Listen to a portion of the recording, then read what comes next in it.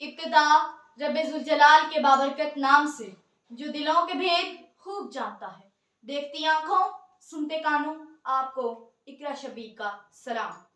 आज मुझे जिस मौजू पर लबकुशाई का मौका मिला है उसका उन्वान है मैंने पाकिस्तान के लिए क्या किया। सदर जी वकार, जब मुझे इस मौजू पर तकरीर करने के लिए मदऊ किया गया तो मेरे पास सिर्फ दो मौके थे। पहला ये कि मैं यहाँ पर जोशीली तकरीर करके आप लोगों की दाद समेट कर घर चली जाती, और दूसरा ये कि आप लोगों को अपनी हकीकत बताकर अपना मुहासबा करने की तलकीन करती।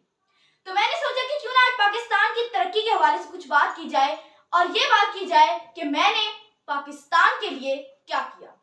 सदर जी वकार, हमारे पाक वतन को हमारे वजूद में आए हुए 75 बरस बीत चुके हैं।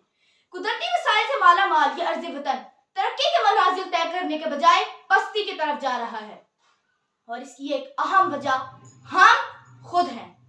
सदर जी वकार, हम अपनी जिम्मेदारियों को बखूबी निभाने के बजाय अपनी गलतियों और नाअहलियों का मलबा दूसरों पर ये कहकर डाल देते हैं कि हमारी नाकामी में जो हाथ है वो किसी तीसरी कुव्वत का है।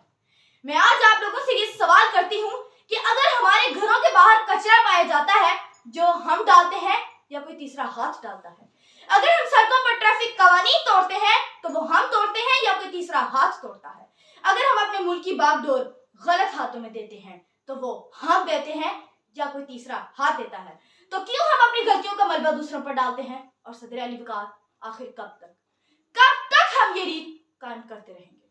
सदर जी वकार, हम बात तो मदीना की रियासत की करते हैं, खिलाफत राशिदा का निजाम कायम करना चाहते हैं, लेकिन हमारा इंतखाब हमेशा चोर और लुटेरे हुक्मरान ही रहे हैं।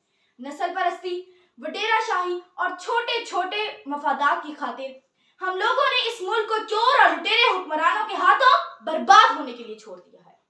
सदर जी वकार, यह सवाल यह है कि मैं इस मुल्क की तरक्की के लिए क्या किरदार अदा कर सकती हूँ।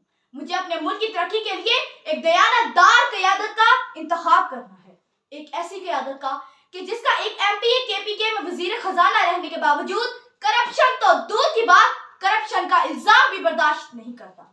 सदर जी वकार, वो कोई और नहीं मेरे अजीम लीडर, मेरे रहनुमा जनाब सिराजुल हक साहब हैं। सदर जी वकार, मैं आपसे सवाल करती हूँ कि क्यों ना हमें अपने मुल्क की बागडोर ऐसे कायदीन के हाथों में दें जो इस मुल्क में अल्लाह का निजाम नाफिज करें।